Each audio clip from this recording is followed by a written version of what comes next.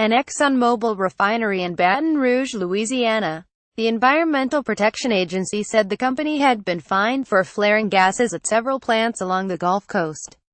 Julie DermanskyCorbis via Getty Images, Washington. The Environmental Protection Agency and the Department of Justice announced Tuesday that Exxon Mobil will pay $2.5 million in fines for flaring gases at 8 plants along the Gulf Coast.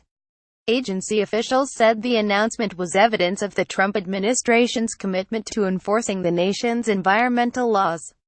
Exxon will spend about $300 million as part of the settlement to install gas recovery and other new monitoring and pollution control technologies at the petrochemical plants in Louisiana and Texas, according to agency officials.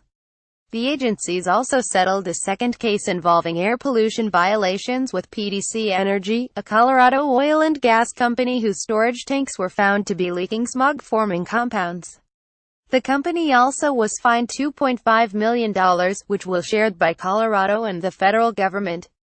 "We will be enforcing environmental laws in this administration, and that's not just my message, it's the message straight from the top," said Patrick Traylor, the EPA Deputy Assistant Administrator for Enforcement.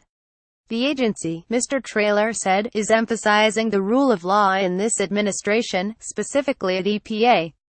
The announcements came as Scott Pruitt, the administrator of the EPA, has been denying accusations by environmental advocates that he is weak on enforcement.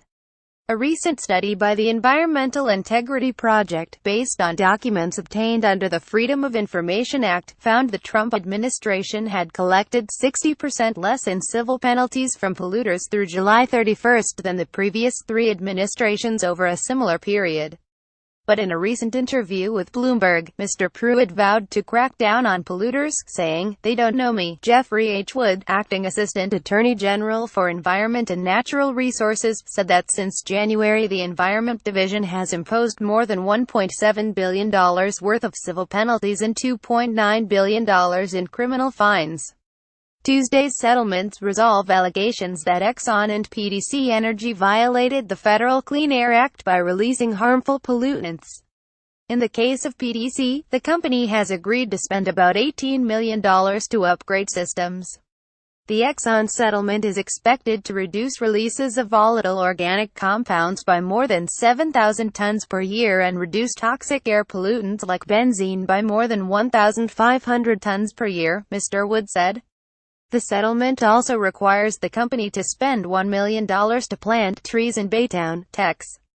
Exxon's Baytown operation came under scrutiny during Hurricane Harvey this year for releasing toxic pollutants during the storm, which battered refineries and other chemical facilities along Houston's coastline.